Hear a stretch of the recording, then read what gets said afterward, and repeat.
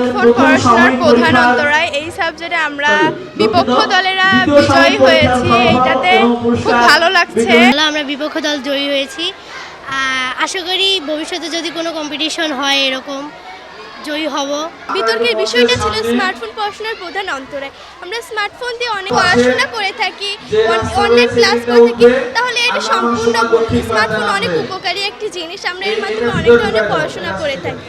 যে কারণে আজকে এই শাহীন শিক্ষা পরিবারের এই শিক্ষা কার্যক্রমের স্কুলিং কার্যক্রমটি বাংলাদেশের 125টি ক্যাম্পাসে আমরা লেখাপড়ার পাশাপাশি একজন সন্তানকে তার মননশীল মেধা বিকাশে যে সকল ভূমিকা রাখা দরকার, যেমন আজকে আপনারা লক্ষ্য করেছেন বিতর্ক প্রতিযোগিতা, আমরা এছাড়াও হাতের লেখা প্রতিযোগিতা, চিত্রাঙ্কন প্রতিযোগিতা এবং বিভিন্ন ধরনের প্রতিযোগিতার মধ্য দিয়ে আমরা তাদের কেরাত বা সব প্রতিযোগিতার মধ্য দিয়ে আমরা তাদের মেধা বিকাশের জন্য সদা সর্বদা চেষ্টা করে থাকি।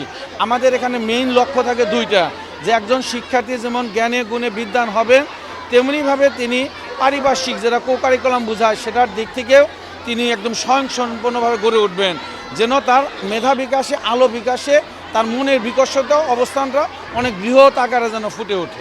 সানবিট সব দিবে সামাল। সানবিট ম্যাজিক প্রেস ডিশওয়াশিং এর মাথা ঘোরানো সলিউশন। রংপুর শাখাকে একটা আদর্শ মডেল শাখা আমরা করতে চাই সারা দেশে।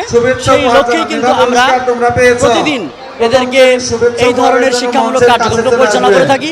তাদের ট্রেনিং করাই, আমরা প্রশিক্ষণ দেই এবং বক্তৃতা প্রতিযোগিতা, বিতর্ক প্রতিযোগিতা এবং আপনার হচ্ছে কিরাত প্রতিযোগিতা, গজল প্রতিযোগিতা, আমরা যেহেতু মুসলমান এই ধরনের কার্যক্রমগুলো আমরা চালাচ্ছি।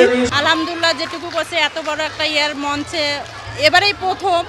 তারপরে আমি অনেক খুশি যে ও নিজে থেকে মেধা বিকাশ বা যতটুকু করছে, বা সবাই ওর জন্য দোয়া করবেন।